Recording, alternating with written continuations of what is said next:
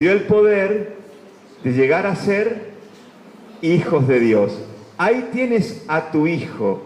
Desde aquella hora el discípulo la recibió como suya, es decir, fue hecho hijo de Dios, nacido de esta matriz, que es la matriz de los suyos, que están generando con el Espíritu y unidos al signo del Hijo de Dios levantado en alto, este signo del tercer día de la semana y del último y del primero, generando los hijos de Dios. Por otro lado, les dejé colgado aquello del matrimonio, pero bueno, solamente para decirles que veo que es muy oportuno que así se comience y que en cierta manera también es nuestra misión como matriz, como madre. La iglesia será siempre mujer, madre, matriz, porque engendrará hijos y porque salvará y sanará estas alianzas esponsales que la humanidad en cierta manera no sabe conservar por sí solo y que necesita del Espíritu, del otro signo. Bien, voy a bajar la computadora.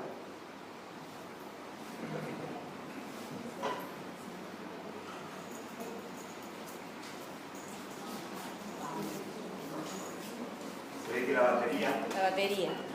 La computadora.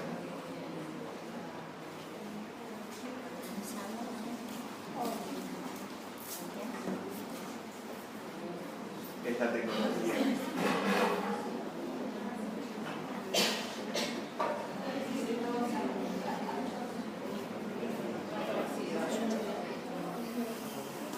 Bien, hemos terminado la semana inaugural, o la semana inaugural ha terminado con nosotros.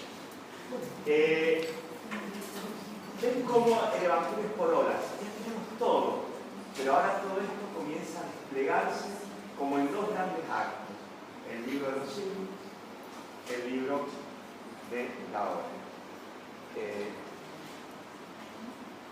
En el libro de los signos,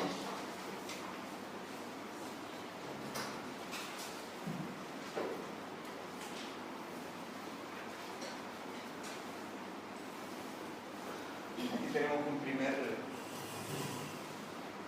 Vamos a ir metiéndonos en cada una de las piezas. Tenemos nosotros la primera página.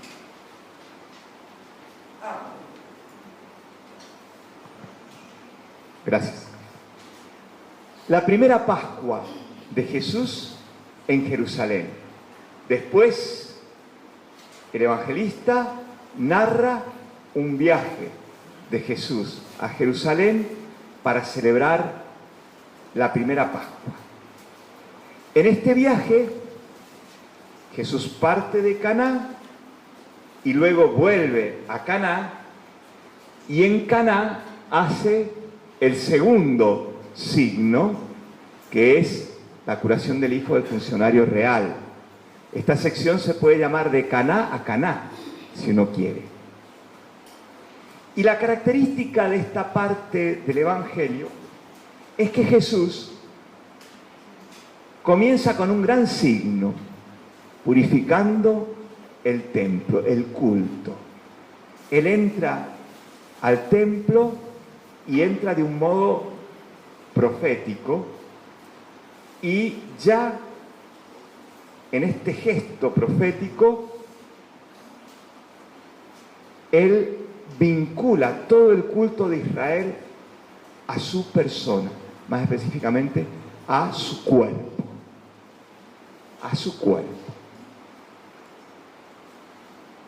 el santuario de su cuerpo, la casa de mi Padre. En el capítulo 14, también, después del primer movimiento, que es el lavatorio de los pies, capítulo 14, la casa de mi Padre. Hay muchas moradas, ya veremos qué relación hay. Fíjense que aquí hay una diferencia con los sinópticos, que ponen la purificación del templo al final, ya, y que es la causa de que a Jesús después lo crucifiquen. Luego Jesús va teniendo un diálogo con personajes individuales. O sea, el diálogo no es con grupos. A partir del capítulo 5, los diálogos de Jesús van a ser sobre todo con grupos. Pero ahora es con personas y que representan distintos mundos. El primer diálogo lo tiene con un representante del judaísmo ortodoxo. Es Nicodemo, un notable, un discípulo que se la juega. Nicodemo aparece aquí, aparece también al final, y es un discípulo que se la juega, ya van a ver ustedes. Es capaz de hacer todo, hasta de no cumplir la ley, más en la Pascua. Si es capaz de romper con todos los rituales para hacer el gran ritual. Es una figura muy fuerte Nicodemo acá. Acá y al final, cuando con José de Arimatea... Amigo de José de Arimatea, ¿verdad? Claro. Claro, pero eso uno lo lee así y pasa de largo, pero lo que está haciendo José de Arimatea y Nicodemo son cosas tremendas, no tanto por lo que hacen con Jesús, sino lo que están haciendo con la Pascua y con la liturgia de Israel, porque está prohibido tocar un muerto, quedan impuros para celebrar la Pascua, entran al pretorio a pedirlo, es decir, hacen toda una serie de cosas que muy sutilmente están mostrando que mientras están haciendo el verdadero culto, están comprometiendo, porque no es que lo están, en realidad ellos están haciendo el verdadero culto cuando parece que no lo hacen. Cuando parece que no lo hacen, en realidad lo están haciendo, y lo están haciendo a fondo. Al final, cuando toman el cuerpo de Jesús. El cuerpo, el santuario del cuerpo, acá está el cuerpo también, al principio, y después Nicodemo. Son muchísimas cosas que uno tendría que agarrar una aguja de tejer al crochet y empezar con estas lanas que van para un lado y para el otro. Después de la charla con este personaje, conversa con la mujer samaritana, que en cierta manera representa el Israel heterodoxo, el Israel herético, el Israel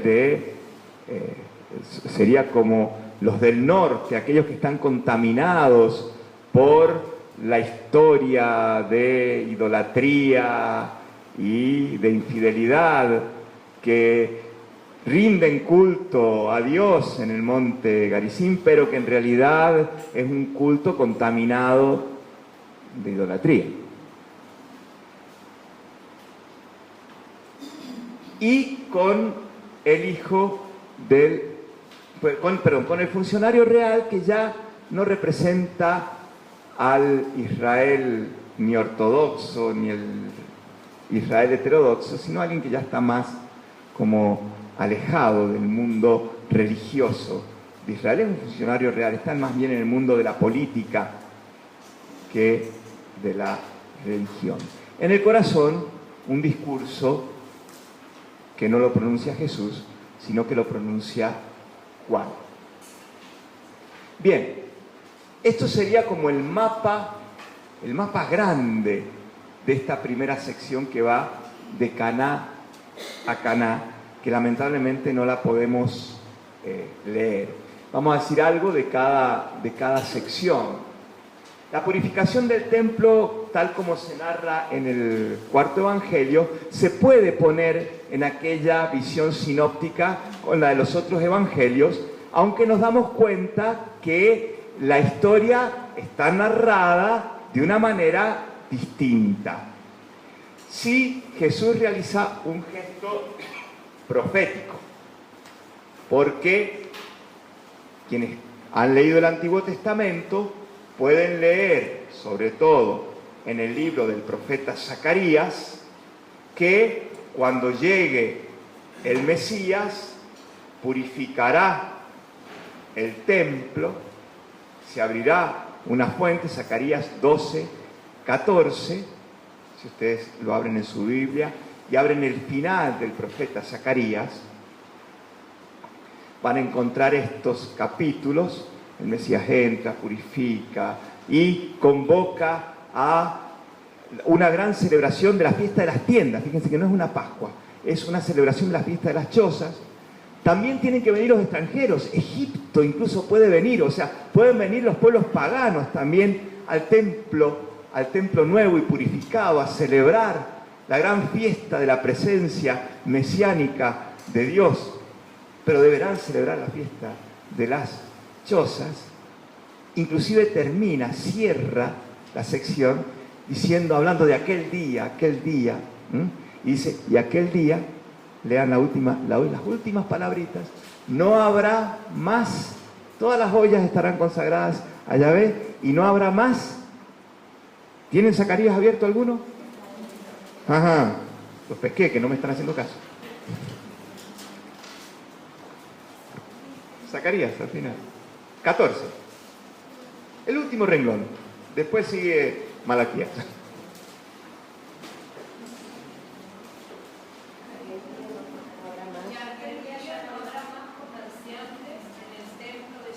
Y aquel día ya no habrá más comerciantes, ¿no? O sea, aquel día se terminarán los comerciantes. Eso está sacando los comerciantes. ¿Se dan cuenta? El gesto profético ligado a esta presencia de Dios que se hace convocatoria a Israel e incluso a las naciones a celebrar la fiesta de las chozas con esta fuente nueva abierta en el templo. Aunque no se habla de fuente todavía.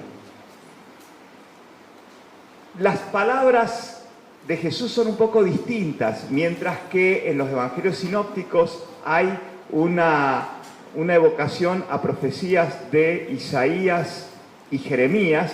Isaías, aquella profecía de que mi casa será llamada casa de oración, Marcos dice para todas las gentes, y aquella de Jeremías, ¿acaso creen que una cueva de ladrones es la casa que lleva mi nombre? Ustedes han convertido en una cueva de ladrones. ¿Se acuerdan las evocaciones de Isaías y Jeremías de los sinópticos? Acá se habla de la casa de mi padre. Es decir, ustedes no hagan de la casa de mi padre, se habla de casa de mi padre, pero es la primera vez en que Jesús dice mi padre. Se refiere a Dios como mi padre. Y a partir de acá esto también va a ser un hilito que cruza hasta el final del Evangelio. Cuando tenía 12 años estaba en el templo, no le dice a la Virgen que venga a hacer la cosa de mi padre. Sí, pero en Lucas. Juan no se enteró. Sí, pero en Lucas. O sea, ese es el modo que tiene Lucas de narrar lo mismo, quizá. Pero acá, como que Juan y su narrador están tratando de hacernos entender eso con otra técnica, digamos. Como que la clase de catequesis está armada con otros materiales. Entonces acá él habla de mi Padre. Y cuidado, Jesús a lo largo de todo el Evangelio se va a referir a Dios como mi Padre. Como mi Padre. Pero nunca va a decir que es Padre de los discípulos. Los discípulos no van a ser hijos como Jesús. Solamente lo van a hacer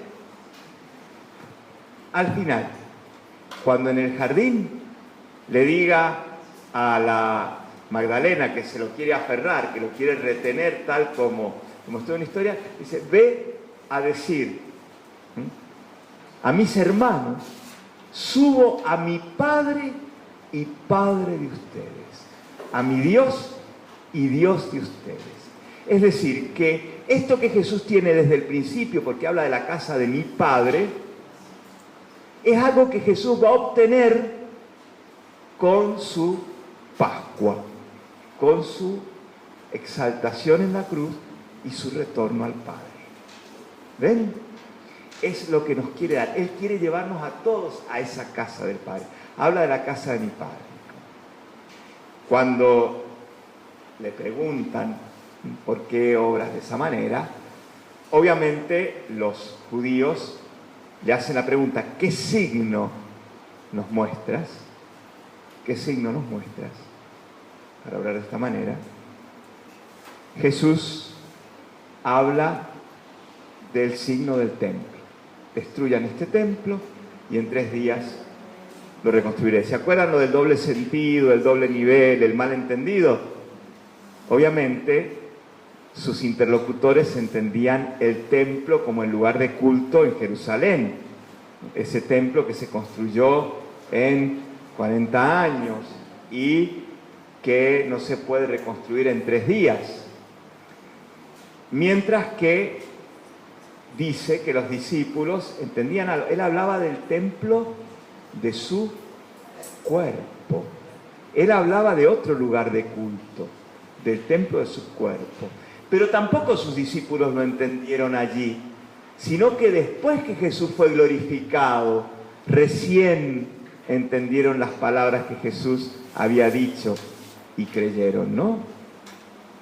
Fíjense los distintos niveles que hay allí de comprensión.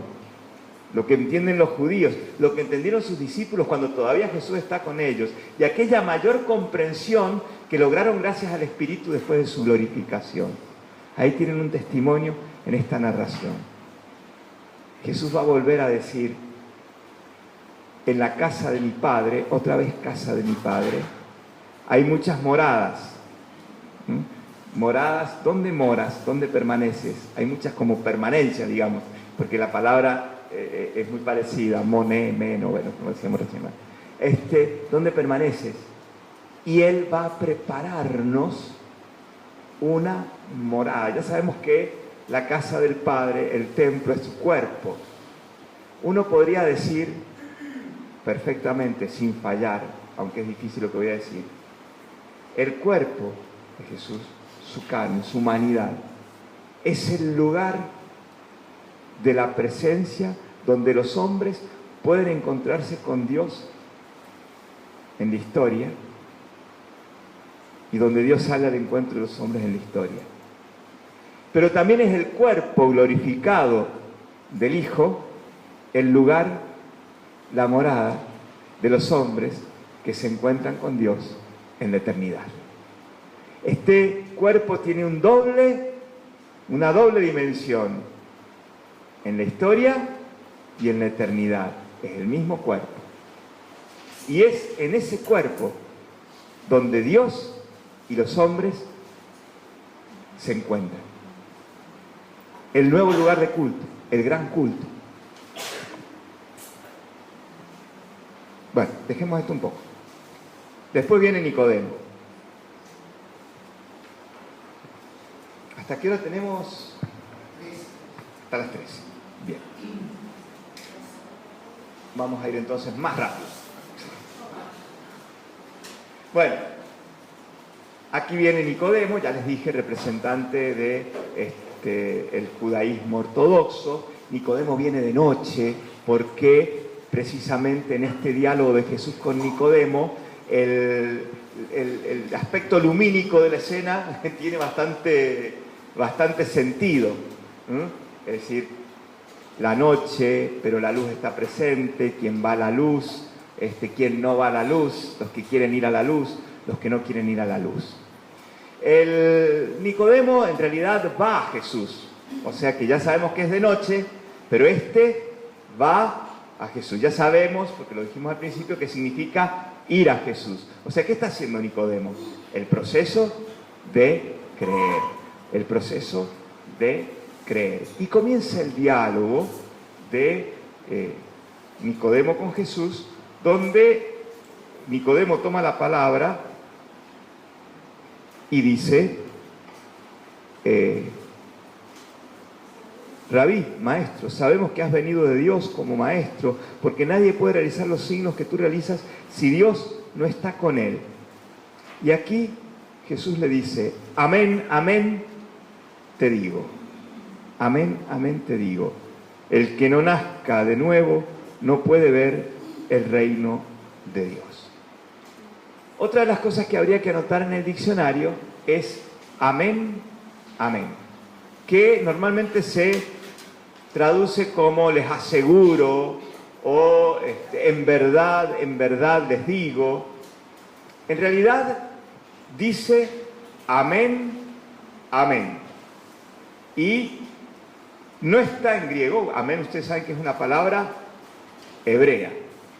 Y el Evangelio está escrito en griego. Sin embargo, hay palabras hebreas que permanecen en el Evangelio sin traducirse. Una de ellas es esta, amén, amén. También ustedes saben lo que significa amén. ¿Cómo? Claro. Sí. ¿Cómo? Sí, amén es digamos, la raíz que tiene la Biblia, sobre todo el Primer Testamento, el Antiguo Testamento, para la fe. Es el verbo de la fe. Si nosotros tenemos que traducir pisteuo del griego al hebreo, no sé, Oscar, si existe la manera de traducir pisteuo del griego al hebreo, que habría que poner amén, más o menos. Porque es el verbo de la fe. Significa ser firme. ¿Cómo? Ya en la traducción de los 70, la palabra claro. ¿Cuando traduce? Amuná, claro. Tal cual. Si no confían en mí, no serán firmes. Porque la palabra significa concretamente, es un verbo adjetivo, ser firme, estar firme, o afirmarse, o encontrar firmeza. Todo esto significa amén. Entonces, en realidad, se puede traducir como confiar, en el sentido de afirmarme, apoyarme, encontrar firmeza, encontrar fuerza. Es decir, es lo que hizo Abraham cuando confió. O sea, y en el libro de Isaías, ¿se acuerdan que estaba los profetas, todo el pueblo estaba ahí, Asiria, agitándose, estaban todos los otros pueblos tratando de hacer una alianza para ver cómo enfrentaban a Siria, que Egipto, los sirios efraimitas y toda esta cuestión. Y entonces el profeta Isaías le sale al encuentro al rey Ahaz, que estaba así, ¿no? Estaba más asustado que... Entonces quería ver que si tenía algún aliado en quien confiar, y entonces empieza a buscar una alianza con Asiria para que lo salvara del levantamiento de estos otros puebluchos. Y Isaías, ante toda esta política internacional, bélica, qué sé yo cuánto, sale con niños. ¿Se acuerdan? Sale con niños. El primer niño que le lleva es un hijo del mismo profeta, que se llama Un resto volverá. Y entonces le presenta al niño y le dice, no tengas miedo por este cabo de tizones ardiente, porque claro, el corazón del rey se había estremecido cuando se enteró que querían venir a sacarlo del trono. A todos los que quieren sacar del trono político se estremecen. Y por supuesto Ahab no está ajeno a esa cuestión. Y entonces él le presenta un niño. Y entonces le dice que confíe. Y hay un juego de palabras que es amuní, o sea, que está hecho con la palabra amén. Amén, amén. O sea, les dice más o menos esto. Si no se afirman en mí, no serán firmes. Si es que significa. Si no se apoyan en mí, no van a tener apoyo. En definitiva, si no confían en mí, perecerán, podría traducirse también. Todo con la misma palabra, amén. Amén significa entonces confianza, apoyo, seguridad en Dios.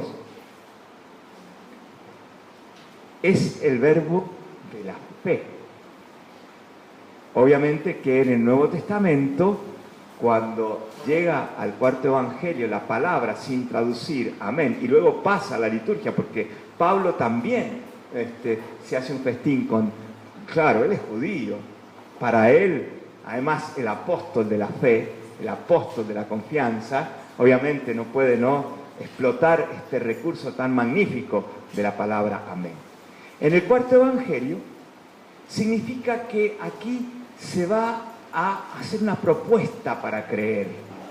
Propongo esto, amenamente digo. Es decir, lo que te voy a decir ahora es para que te apoyes, para que creas, para que tengas firmeza. A veces no se entiende lo que dice, no sé en qué me estoy apoyando, porque las palabras de Jesús por ahí son medias confusas, ¿no es cierto? Pobre Nicodemo, ya van a ver que no entienden quién me tendré que afirmar, dirá Nicodemo. Pero también dice el amén, amén, es porque el que lea lo que sigue después del amén, amén, lo va a poder entender si entiende la fe de Israel, si entiende la liturgia, si entiende las escrituras, si entiende las tradiciones. Por eso que Jesús nunca le dice amén, amén, te digo, a alguien que no sea judío. No se lo va a decir a la samaritana ni al funcionario real, solamente a los interlocutores judíos, porque pueden entender lo que sigue después del amén, amén, solo aquellos que ya tienen algún conocimiento previo, que han tenido ya los cursos que ustedes han tenido antes de este evangelio con el Antiguo Testamento, los profetas y todas estas cosas. ¿De acuerdo? La traducción dice en verdad, en verdad. En verdad, en verdad. Sí, a veces lo traducen así. Porque acá el pueblo de Dios no dice nada, dice te aseguro. Les aseguro. ¿Cómo?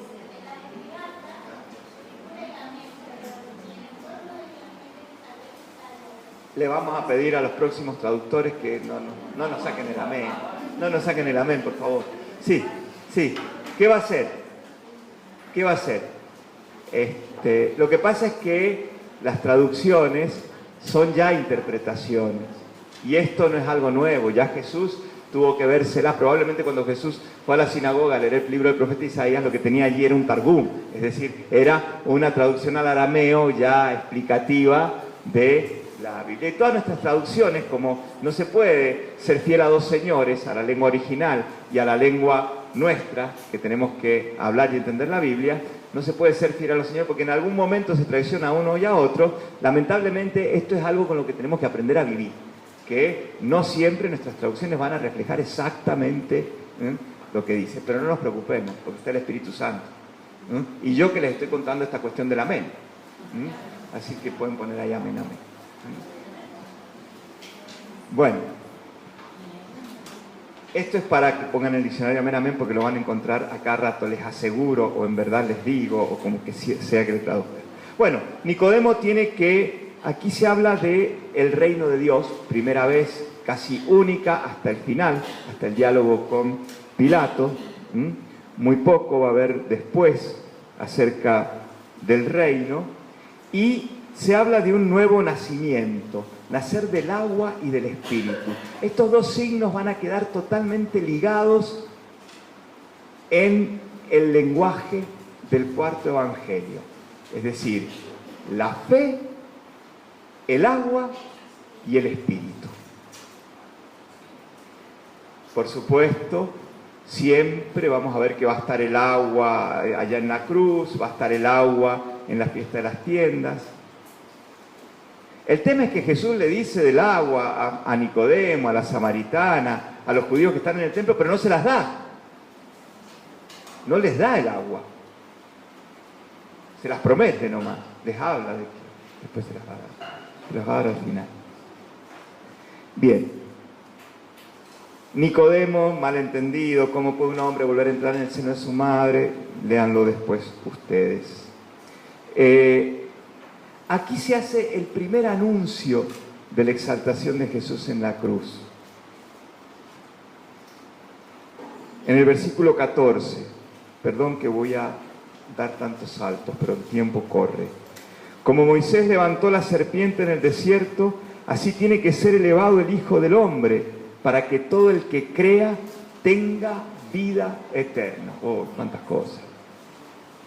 En primer lugar, aquí hay un anuncio expreso de la exaltación de Jesús, o sea, Jesús levantado en alto. Va a haber tres a lo largo del Evangelio. El otro en el capítulo 8, versículos 25.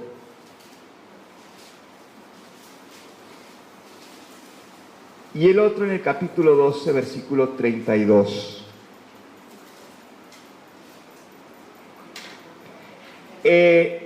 Jesús anuncia, fíjense que aquí los tres anuncios tienen una perspectiva distinta de la de los evangelios sinópticos. ¿Por qué? Porque se anuncia en cierta manera la cruz, pero se la anuncia ya gloriosamente. Se anuncia que el Hijo del Hombre va a ser levantado en alto, pero a diferencia de los sinópticos, donde el Hijo del Hombre debe ser rechazado, maltratado, mientras que los evangelios ponen de relieve el aspecto sufriente, el aspecto pasional, si se quiere, frágil de el Hijo del Hombre, el cuarto evangelio insiste en los aspectos gloriosos.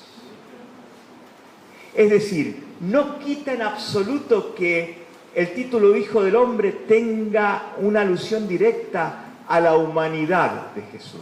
Obviamente, es su humanidad, es su carne, pero su carne no como lugar de mera fragilidad o lugar, digamos, de pobreza, sino como posibilidad de que Dios revele en ella toda su gloria. En la máxima exposición de la carne, porque va a ser la carne traspasada, va a estar la máxima glorificación, la máxima manifestación de la gloria de Dios. Se insiste en los aspectos gloriosos del Hijo del Hombre.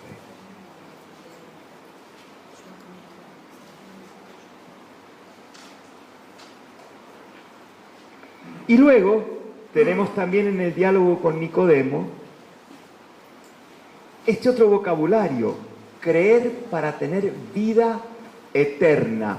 La palabra vida eterna, esta realidad, es una realidad que siempre va con el verbo tener en presente. Es decir, el que cree tiene vida eterna. La vida eterna no es algo que nos vaya a venir después de la muerte, sino que ya en la historia, el que cree tiene una realidad, tiene una vida que en cierta manera no le pertenece biológicamente porque sea hombre, sino que es eterna, es divina, es de Dios. La vida eterna es la realidad permanente, eterna, que Dios concede al hombre aun cuando todavía transita en la historia, porque ya ha creído. A esto los estudiosos le llaman escatología, para decirlo más difícil. La escatología es el estudio, la palabra o el discurso sobre los bienes últimos del hombre, ¿no? El escaton, o sea, aquella realidad última en la que todos permaneceremos ya sin el tiempo, sin el espacio, ¿no es cierto? Todo eso. Pero para el cuarto evangelista, esa realidad no hay que esperarla ya al final, la tenemos ya ahora, cuando creemos.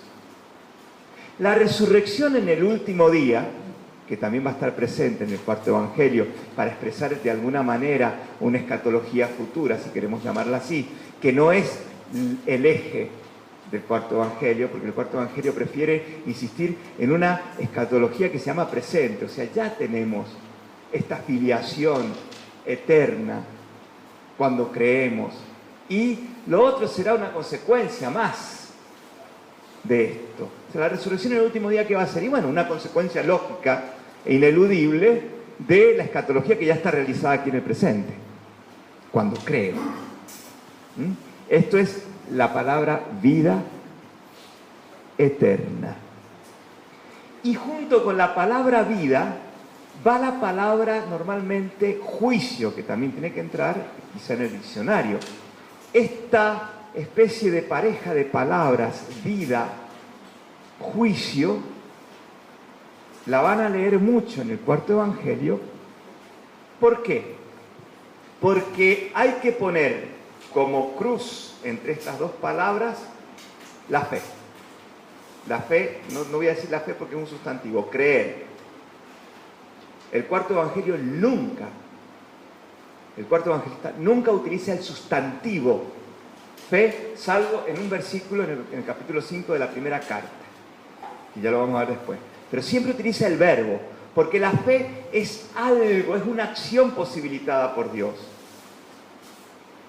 Es una renovación de toda la dimensión moral del hombre. Aparecen muchos dualismos, luz, tiniebla, vida, muerte, en el cuarto evangelio, pero estos no los he nombrado porque no son como aquellos dualismos de la filosofía griega, que eran dualismos de tipo ontológicos, o dualismos como en los mitos iraníes, sino que estos dualismos en Juan tienen que ver con la opción moral, ética del hombre. Es el hombre el que con su acción se introduce en la luz, en las tinieblas.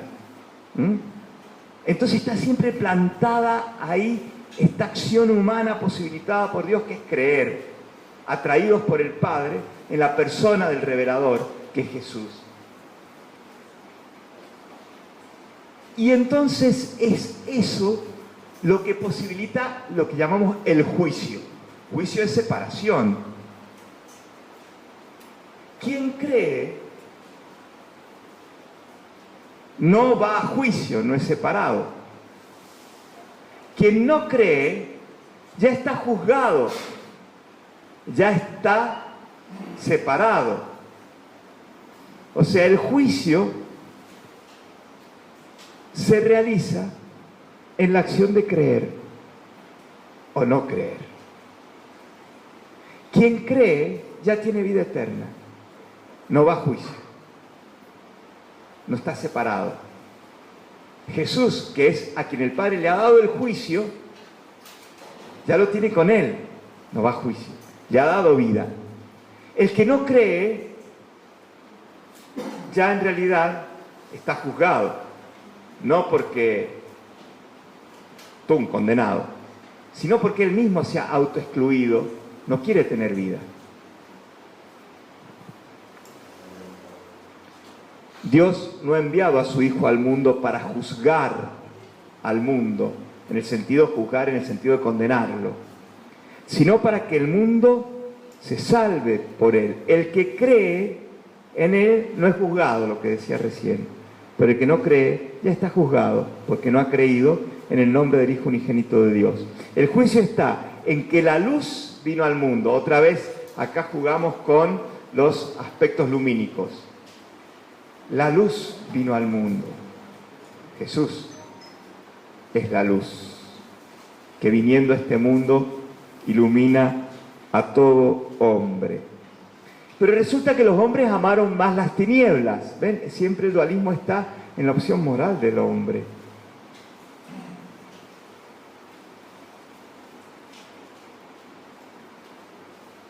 Que la luz, porque sus obras eran malas.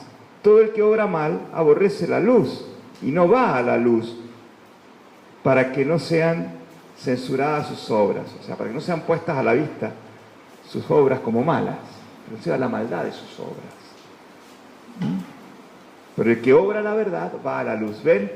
Este dualismo, luz-tinieblas, Jesús luz, pero los hombres que prefieren las tinieblas, la luz les molesta, porque pone de manifiesto que sus obras no están hechas según Dios, sino que son malas. Bien,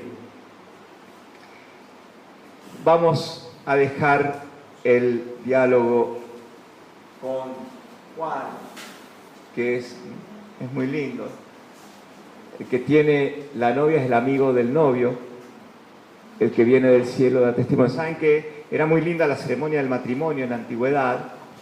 Porque los amigos del novio tenían en la liturgia del matrimonio una tarea muy linda, como la tenían también las amigas de la novia.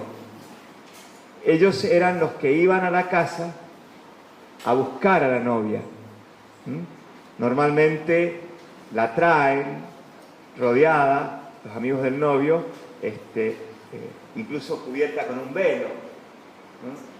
en el rostro, y cuando se van acercando al novio, la levantan en andas, la suelen levantar en andas, y cuando ya se siente el comienzo de liturgia, la voz del novio que va a comenzar la ceremonia, comienza la alegría de los amigos del novio que han tenido que ir, buscar a la novia, llevarla, cuidarla y entregarla al novio y entregarla con alegría, inclusive los acercan, después los alejan. Es todo un ritual muy bello. Juan está haciendo alusión a este ritual. O sea, él es el amigo del novio, que le toca ir, buscarla en la casa, cuidarla, llevarla, de nada, presentarla al novio y hacer todo este ritual en la alegría del que sabe que aquella que lleva con tanta alegría no es para él, sino es para su amigo. Bien. Luego está el texto con la samaritana, y acá también podríamos cortar telas semanas y semanas.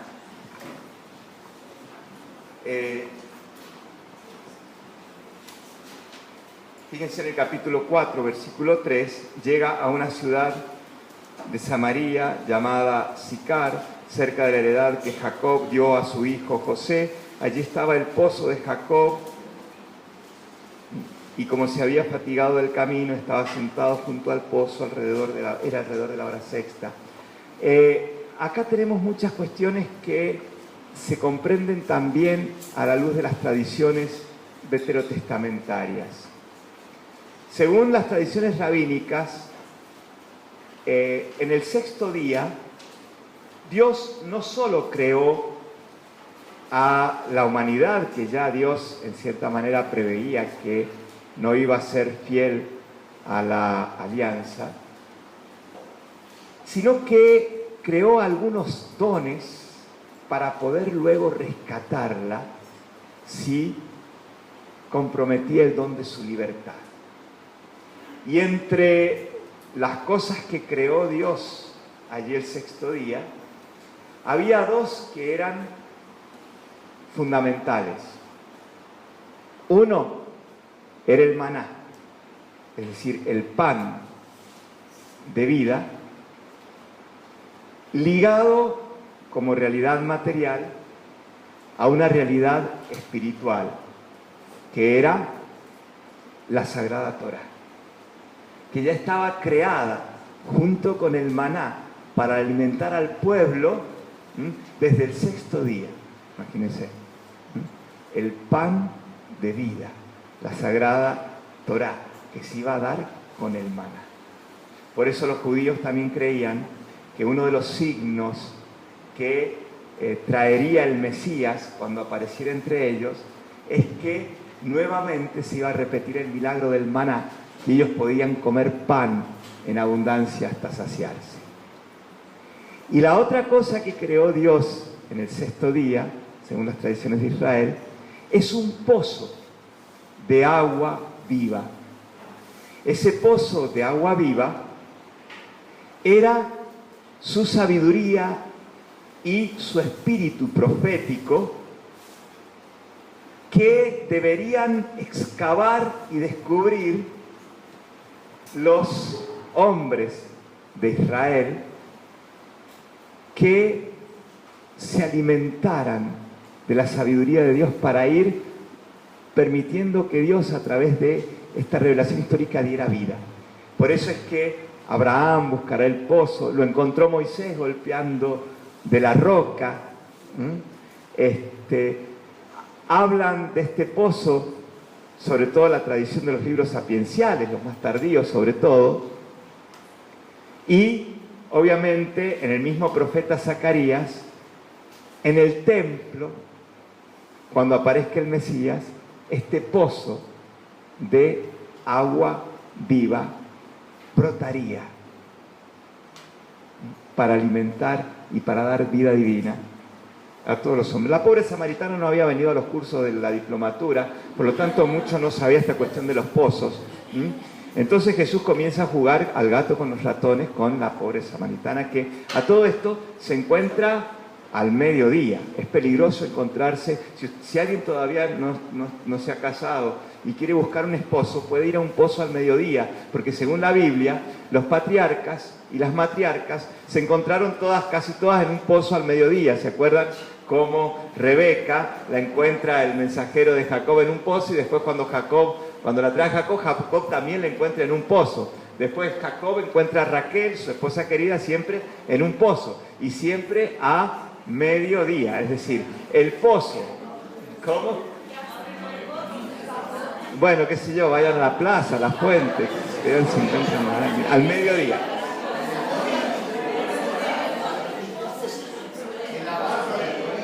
En la barra del boliche. O sea que cosas que son en la mayor. Sí. Sí. Pero fíjense que sigue sonando, a pesar de que nos hemos reído un poco para despertarnos, sigue sonando el tema nupcial. Dios que sale como un amante que quiere encontrar a la amada en un lugar de fertilidad, de fecundidad. Dios que quiere seguir convocando a toda la humanidad a una alianza esponsal de amor, de fidelidad y de alegría. Y aquí llega la mujer de Samaria. Está todo este diálogo, otra vez como con Nicodemo, Jesús como el gato con los ratones, que le dice, dame de beber. La mujer, ¿cómo tú siendo judío me pides de beber a mí que soy una mujer samaritana?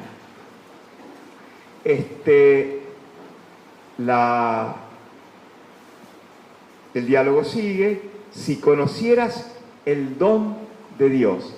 Jesús está hablando de un don de Dios. Y acá comienza también, acá hay otra pincelada de la neumatología. O sea, Jesús está hablándole del espíritu a la samaritana, que es la vida de Dios que quiere dar.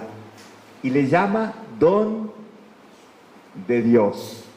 ¿Y quién es el que te dice, dame de beber?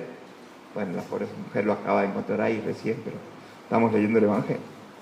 Tú le habrías pedido a él y él te habría dado agua viva. La técnica del malentendido. Señor, no tienes con qué sacarla y el pozo es hondo. ¿Dónde tienes pues ese agua viva? ¿Acaso eres más tú que nuestro padre Jacob, que nos dio este pozo y del cual bebieron él y sus hijos y sus ganados? ¿Acaso eres tú más que? Siempre va a aparecer en el cuarto evangelio también esta figura comparativa de Jesús. Jesús más que nuestro Padre, Jesús más que Abraham, Jesús más que David. Te aseguro que el que beba del agua de este pozo volverá a tener sed. El que beba del agua que yo le daré no tendrá más sed, sino que el agua que yo le dé se convertirá en él en una fuente de agua que brota hasta la vida eterna. Le voy a pedir a alguna persona que lea en el capítulo 7, por favor,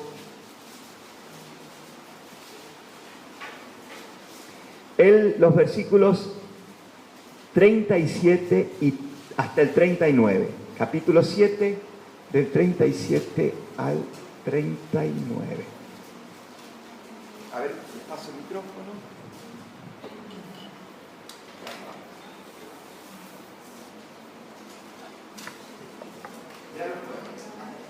El último día, el más solemne de la fiesta, Jesús, poniéndose de pie, exclamó: el que tenga sed, venga a mí y beba el que cree en mí. Como dice la Escritura, de su seno brotarán manantiales de agua viva. Él se refiere al Espíritu que debían recibir los que creyeran en Él, porque el Espíritu no había sido dado todavía, ya que Jesús aún no había sido glorificado. Muy bien. Está hablando de un agua viva, está ofreciendo un agua viva. Lo mismo ofrece en la fiesta de las chozas. Esta agua viva que le está ofreciendo obviamente es el Espíritu Santo. Y el Espíritu Santo, si uno quiere ir a buscarlo, tiene que ir de vuelta a ¿dónde? ¿Dónde hay que ir siempre que tenemos? Bien, vamos a la escena de la cruz, ya la hemos leído. ¿Qué pasó en la cruz? ¿Brotó? ¿Qué pasó? ¿Se le había juntado líquido pleural por el tema del edema? No, la doctora acá me está diciendo que no. No. Se trata de que Jesús está dando, junto con la vida humana, está dando la vida divina. Junto con su sangre, allí donde Jesús está dando su sangre, su vida humana para que Dios se revele, Dios está dando su agua viva, está dando su espíritu para que el hombre viva. No hay que ir a hacerle la tomografía, doctora. No hay que hacerle la tomografía al crucificado como se lo han hecho con la sábana y todo eso. Está bien, está lindo, pero lo que está dando Dios allí es su vida divina, es su vida filial. ¿Qué es lo que Jesús le está ofreciendo a la samaritana? Después viene el malentendido, la samaritana que le dice, dame esa agua porque así no tengo que venir todos los días. Ella piensa que es un agua mágica. Jesús que le dice, ve y llama a tu marido. Y la respuesta de la mujer, no tengo marido. ¿Saben cómo se dice marido en hebreo? A ver, allá. Baal, ¿no? Baal se dice marido. ¿Cómo?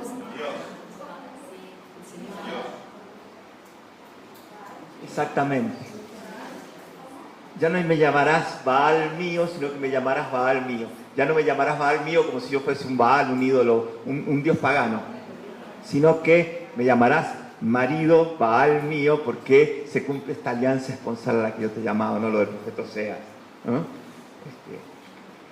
En el capítulo 2, como está citándolo acá mi amiga. Es decir, esta mujer está diciéndole que no tiene marido, es decir, en realidad ella todavía no ha hecho una alianza esponsal como la que uno querría. Y Jesús le dice, sí, es verdad, porque has tenido 5 y el que ahora tienes, difícilmente se trata aquí de que la pobre mujer, no es que la mujer era o una mujer que mataba a los maridos y por eso pasaron 5, o una casquivana que pasaba por varios. No hay que pensar eso de la mujer samaritana. O sea, el texto está todo hecho en clave esponsal y profética, y obviamente que estos 5 maridos son una alegoría profética que la mujer entiende inmediatamente, porque le dice, veo que eres un profeta. Claro que si nosotros tenemos la imagen del profeta, de un adivino, nos vamos a confundir. Si le hacemos caso a Ariel, que ya nos explicó cuál es la figura del profeta, aquel que es capaz de ver la dirección del plan de Dios en la historia de los hombres, entonces nos damos cuenta que la mujer ha entendido aquí un lenguaje que ella conoce, porque precisamente Israel tiene en su tradición los grandes profetas que no los tenía tan Judá: Elías, Eliseo, Amós, Oseas, ¿se acuerdan? Veo que eres un profeta. Y ahí Jesús, créeme mujer, llega le dice, ¿el culto dónde es? En el Garizim, en Jerusalén. Y aquí dice, créeme mujer, que llega la hora en que ni en este monte ni en Jerusalén adorarán al Padre. Después viene una glosa. Y dice, llega la hora otra vez en el versículo 23, y ya estamos en ella, en que los verdaderos adoradores, ¿se acuerdan lo que significa verdaderos? ¿Leen la palabra verdadero entonces? Exactamente. Adorarán al Padre en espíritu y en verdad, porque así busca el Padre que sean quienes lo adoren. Un Dios que busca y que los busca para que lo adoren en lo mismo que Él da, el Espíritu y su palabra, que es verdad. Bien, dice la mujer, sé que va a venir el Mesías llamado Cristo. Cuando venga nos lo enseñará todo. También los samaritanos esperaban un Mesías que no era como ellos le llamaban Taer, no era un Mesías como el que esperaban los israelitas, político, profético, sino una especie de Mesías maestro que explicara de vuelta la Torá, porque los samaritanos tienen también la Torá, el Pentateuco samaritano que le llaman. Y Jesús declara, soy yo el que está hablando contigo, es decir, la ha ido llevando para poder manifestársele, revelarse ante ella como aquel que también ellos esperan. Bien. Ya saben que lo que pasa, la mujer deja el cántaro, va a buscar a los samaritanos, vienen, ya no creemos por ti, sino que nosotros mismos. Jesús se pudo quedar ahí entre los samaritanos. En fin.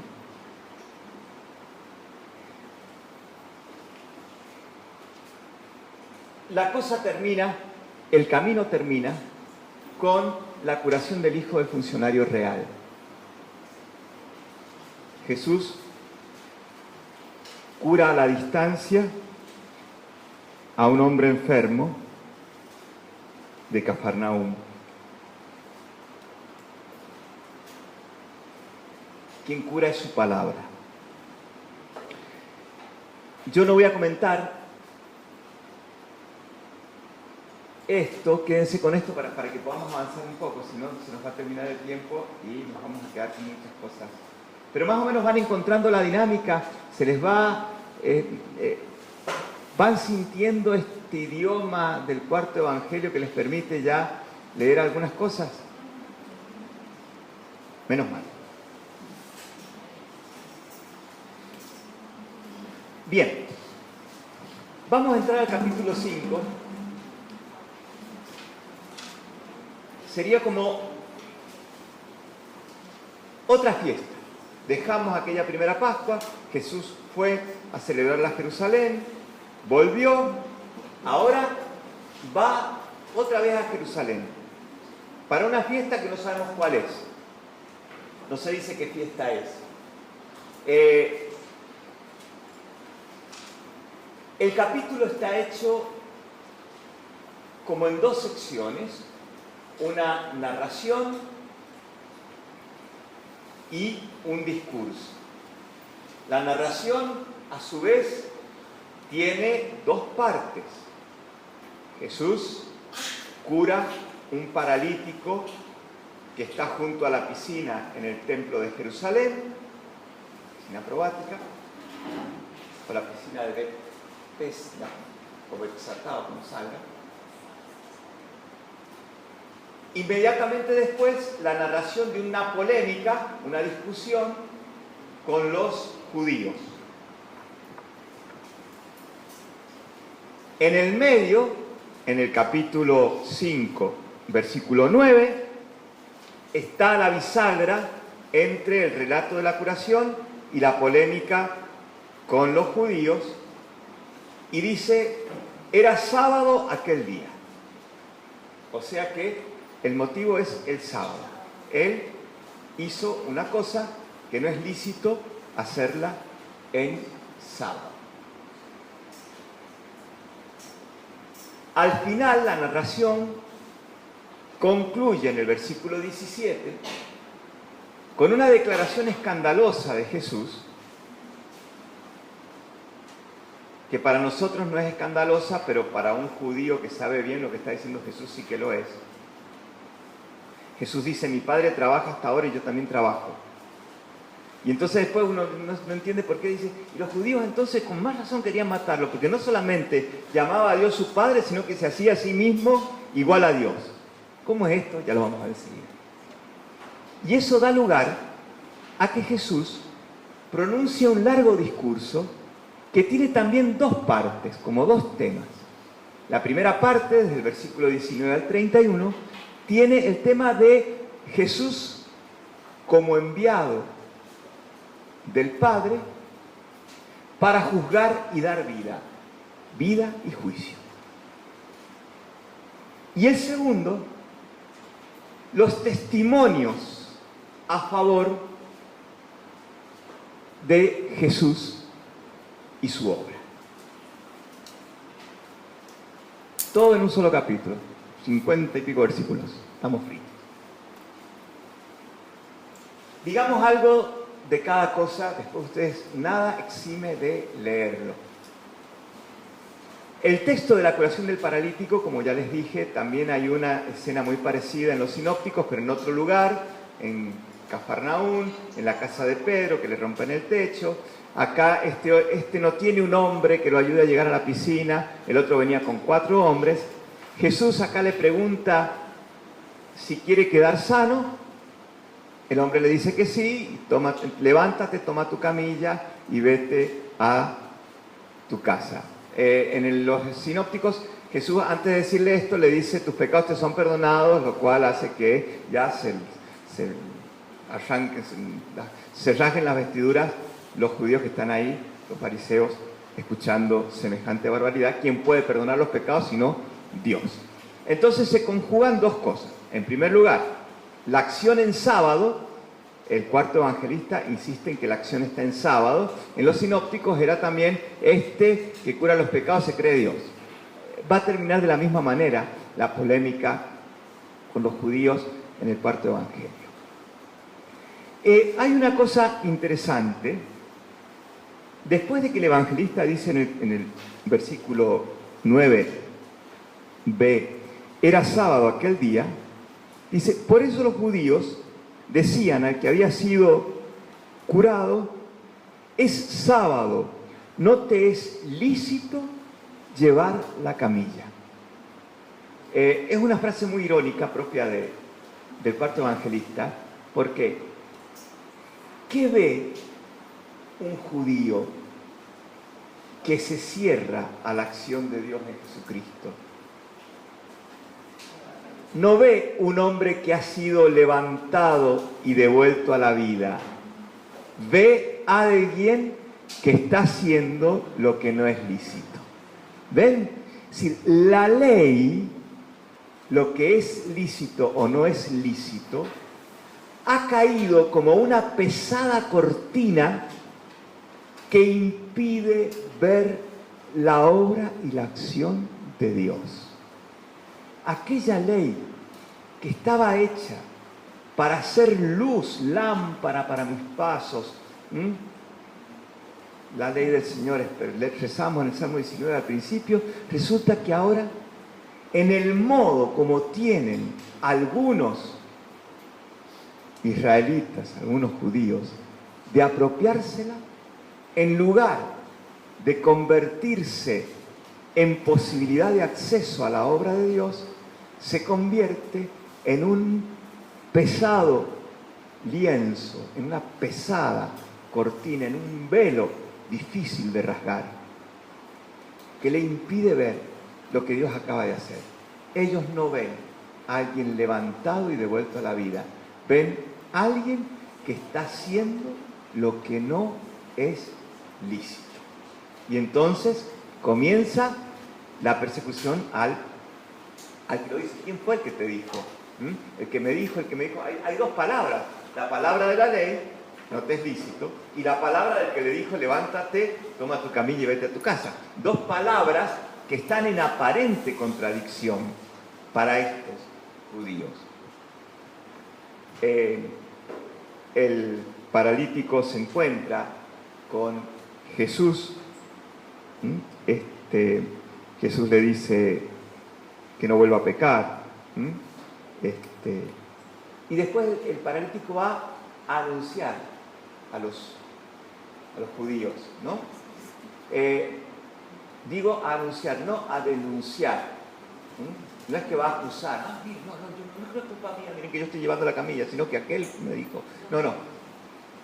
La palabra, el verbo angelo, el verbo apangelo, es parecido al evangelio, fue hacer el anuncio, es la palabra del anuncio misionero. O sea, el paralítico va a tratar de anunciarle a Jesús a aquellos que después detractan a Jesús, por lo que ha vivido de encuentro con él. Y entonces se encuentran los judíos con Jesús y Jesús dice esto: mi Padre trabaja hasta ahora y yo también trabajo. Y después vienen los amén, amén y todo esto. ¿Qué es lo que les ha dicho Jesús? Para nosotros el tema del sábado sabemos por qué es. ¿Por qué los judíos guardan el sábado? Porque el sábado obviamente corresponde al día en que Dios cesó de crear y por eso descansó. Pero además porque el sábado es el signo de la alianza sinaítica, el gran signo de la alianza sinaítica, como lo puede ser el arco iris de la alianza con Noé o la circuncisión de la alianza con Abraham. El Sabbat es el signo sagrado de la alianza sinaítica, y por eso no es poca cosa para un israelita. Y así como existe la ley del sábado, existen luego los estatutos. Ustedes saben la diferencia entre ley y estatuto. La ley es la norma que Dios da. El estatuto es algo que el piadoso creyente pone en torno a la ley para protegerla, no sea cosa que se acerquen tanto al incumplimiento que luego la transgredan. Entonces a la ley se la rodea con un sistema estatutario y se le multiplican las normas o las prescripciones que impiden acercarse a la posibilidad de incumplirla, ¿no? Bueno, en la época de Jesús, la ley del Sabbat también tenía muchísimas leyes estatutarias, que rodeaban la ley. ¿Complejo lo que les he dicho? No. Bueno. Pero, sin embargo, ya los judíos aceptaban que no es que Dios no trabajaba el sábado. En realidad Dios sí trabajaba. Porque había dos obras que Dios hacía en sábado. En primer lugar, las personas nacían en sábado. Y no solamente los hombres, los animales, las plantas podían brotar en sábado, ¿sí? Y se podía comer en sábado. O sea que Dios actuaba en sábado para dar vida. Y también las personas se morían en sábado. O sea que Dios asociaba ya al final de la vida su juicio a la persona que dejaba la vida.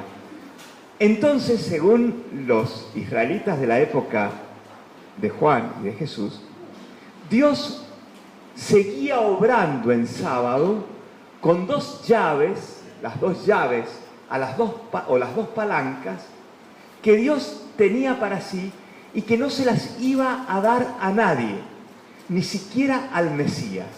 O sea, Dios enviaría un Mesías, enviaría un profeta, lo que sea, pero el Sabbat quedaba resguardado, porque las dos llaves con las que Dios obraba en sábado, que eran las de la vida y la del juicio, correspondían solo a Dios y no las iba a dar a nadie, ni siquiera al Mesías. Y aquí hay un creído que viene y que dice: mi padre trabaja hasta ahora y yo también trabajo. ¿Qué se cree este que es? Dios. ¿Se dan cuenta por qué se enojaron tanto? ¿Se dan cuenta por qué dicen este se hace Dios? Porque con lo que les había dicho, les estaba diciendo que iba a accionar esas llaves. Y exactamente, el discurso que viene después, amén, amén, les digo, que yo no hago nada sino lo que va a hacer al Padre, tiene todo que ver con el tema de el manejo común que hacen el Padre que ha enviado a Jesús y Jesús de estas dos llaves, de la vida y el juicio.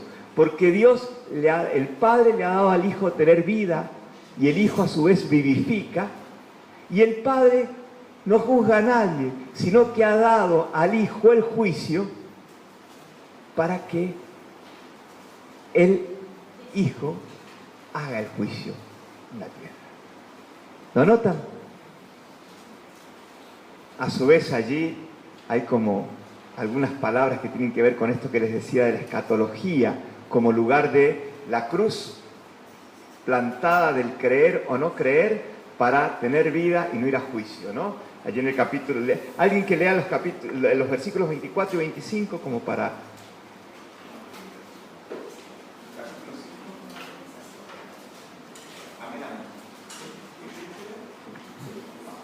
El versículo 24 y 25. Les aseguro que el que escucha mi palabra y cree en aquel que me ha enviado tiene vida eterna y no está sometido al juicio, sino que ya ha pasado de la muerte a la vida. Les aseguro que la hora se acerca y ya ha llegado en que los muertos oirán la voz del Hijo de Dios y los que la oigan vivirán. Otra vez plantado en el medio de esta realidad, de esta opción, de este juicio, entre tener vida o ir a juicio, creer. Y el lenguaje que tiene tantísimo colorido en el cuarto evangelio de la fe, aquí tiene también otras palabras. ¿Se acuerdan que ya habíamos hablado de la fe como ir a Jesús? De la fe como ver a Jesús, ir a la luz, ¿se acuerdan? Ahora la fe como escucha. ¿Mm? Es decir, la palabra de Jesús que resuena, el Hijo de Dios que tiene una voz que se puede reconocer y el oír. La fe como escucha, que convierte al hombre en un oyente de la palabra, y porque es oyente de la palabra, ha pasado de la muerte a la vida. No muere, vivirá. Obviamente que acá, cuando se habla de los muertos, en el capítulo 5, 25, no se está hablando de los muertos que están en el cementerio, sino para el cuarto evangelista, todo el que aún no cree, todavía no tiene vida y por lo tanto está muerto. Necesita sí o sí la vida que Dios le quiere dar, que se la da enviando al Hijo. Los muertos del cementerio los tienen ustedes en el versículo 28. Eso sí, que algunos critican, inclusive alguno se ha sorprendido tanto de que después del 25 esté ese versículo que dicen que lo ha agregado un editor eclesiástico posterior, ¿no? Porque dice que los que están en las tumbas, eso sí son los del cementerio, oirán la voz, en este caso, del Hijo del Hombre, o sea, como una especie de juicio final, escatológico, y saldrán, la imagen de Daniel, probablemente Daniel 12, 1, 4, el profeta del Antiguo Testamento, los que hayan hecho el bien para una resurrección de vida, los que hayan hecho el mal para una resurrección de juicio. Aquí también sorprende un lenguaje que es absolutamente, digamos, como única aparición en el cuarto evangelio, que es esta especie de los que hayan el obrar las obras buenas y las obras malas, obrar el bien y obrar el mal. Sin embargo, cuando uno lee todo el conjunto del evangelio, obrar el bien es creer, es ir a la luz. Ya tuvimos un adelanto en Nicodemo. Y obrar el mal, ¿qué es lo que es? Impedir que la luz ilumine a otros y no ir nosotros a la luz. O sea que todo se define. Obrar bien es creer. Obrar mal es no creer. Bien. Y luego viene la otra parte del discurso que tiene que ver con los testigos. Antes, sobre todo en el esquema oriental, un testigo tiene que, o mejor dicho, una causa tiene que ser respaldada por testigos. Tiene que haber testimonios que acrediten.